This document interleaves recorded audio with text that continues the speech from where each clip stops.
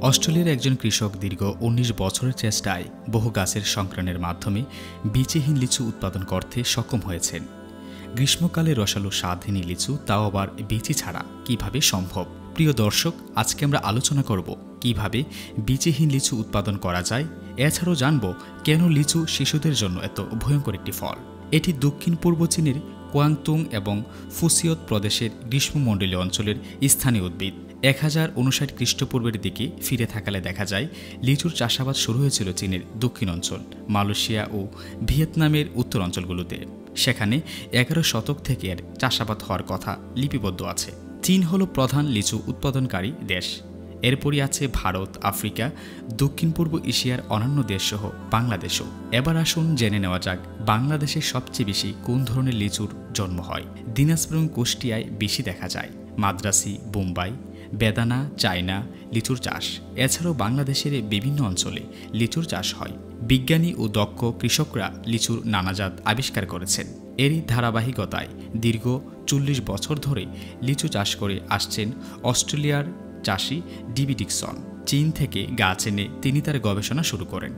এ প্রকল্পে ব্যয় করেছেন $৫,০০০, যা বাংলাদেশি মুদ্রায় প্রায় ৪.৫ লাখ টাকা। ডিবি ডিকসন নামের এই উদ্ভাবকের বাড়ির সারিনা বিচে তিনি বছরের পর বছর পরিশ্রম করে লিচুর বিভিন্ন জাত উদ্ভাবন করেন। তার সর্বশেষ সফলতা বিচি ছাড়া লিচু। তিনি জানান তার এই লিচু খুবই সুস্বাদু, খেতে কিছুটা আনারসের মতো। ডিবি আরও বলেন, এই অর্জনের জন্য তাকে কঠোর পরিশ্রমের মধ্য দিয়ে যেতে হয়েছে। সফলতার আগ পর্যন্ত তিনি চেষ্টা করে গেছেন। বিচি ছাড়া লিচু বাণিজ্যিকভাবে ভোক্তাদের কাছে আসতে আরও 3 বছরের মতো সময় লেগে যাবে বলে ধারণা করছেন গবেষকরা। প্রিয় দর্শক, এবার আসুন জেনে নেওয়া যাক শিশুদের জন্য লিচু কেন এত ভয়ঙ্কর ফল।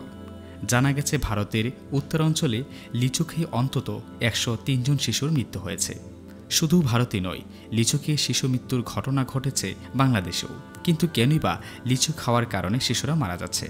অনেকেই ভেবে থাকেন লিচুতে বিষ প্রয়োগ করার কারণে অথবা এতে কেমিক্যাল দেওয়ার কারণে এ ঘটনা ঘটে। অনেকে আবার মনে করেন ভাইরাসবাহিত পোকামাকড় লিচুকে স্পর্শ করার কারণে লিচুর ভাইরাস শিশুদের আক্রান্ত করে। অন্যদিকে লিচুতে থাকা টক্সিন হাইপোগাইসিনে এবং মিথাইলিন স্লাইকোপ্রোফাইল গাইসিন MCGP, যা কাঁচা বা আধা কাঁচা পাকা লিচুতে থাকে। এই টক্সিন উপাদান শিশুর প্রস্রাবে পাওয়া গিয়েছিল। কাঁচা লিচু খাওয়ার ফলে বিষক্রিয়া ঘটে মৃত্যু হতে পারে। টক্সিন হাইপোগাইসিনে এবং মিথিনে সাইকোপ্রোফাইল গাইসিন MCGP গ্রহণ করলে বমি বমি ভাব হতে পারে। তাই যাদের শরীরে পুষ্টির অভাব আছে তারা খালি পেটে বা কাঁচা বা আধা পাকা লিচু খেলে মারাও যেতে পারেন।